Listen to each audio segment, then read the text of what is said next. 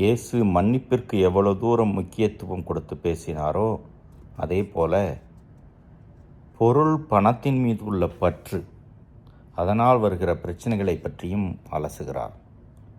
கடவுளை முதன்மைப்படுத்தி கடவுளை பற்றி கொள்ள வேண்டுமென்றால் செல்வத்தின் மீது, பணத்தின் மீது, இடத்தின் மீது, பொருட்கள் மீது, ஆட்கள் மீது பற்று இருக்கக்கூடாது. அந்த பற்று இருந்தால் அதனால் கவலை வரும், பாதுகாக்க வேண்டும் என்ற ஒரு பரபரப்பு வரும், இன்னும் வேண்டுமென்ற ஆசை, பேராசை வரும், சுயநலம் அதிகமாகும், பிறர் நலம் குறையும்.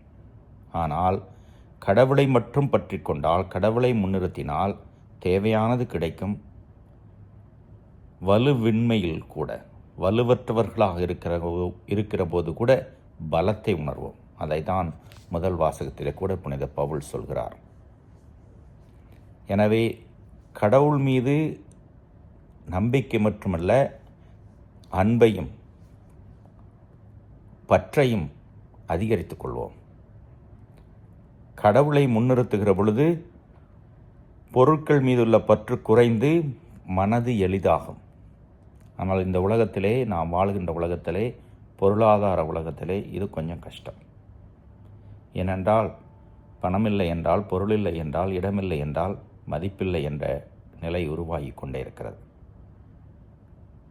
தேவைக்கு அதிகமாக வைத்து கொண்டிருந்தால் கவலையும் பிரச்சனையும் தான் வரும் என்று தெரிந்திருந்தும் அதிகமாக தான் வைத்திருக்க ஆசைப்படுகிறோம். யோசித்து பார்ப்போம். இயேசுனுடைய இன்றைய நற்செய்தி வாசகத்தையும் புனித பவுல் எழுதிய அந்த முதல் வாசகத்தையும் மீண்டும் ஒரு முறை வாசித்து பார்த்து நம்மை நாம் ஆய்வு செய்து கொள்வோம். இறைவன் என்றென்றும் வாழ்த்து பெறுவாராக.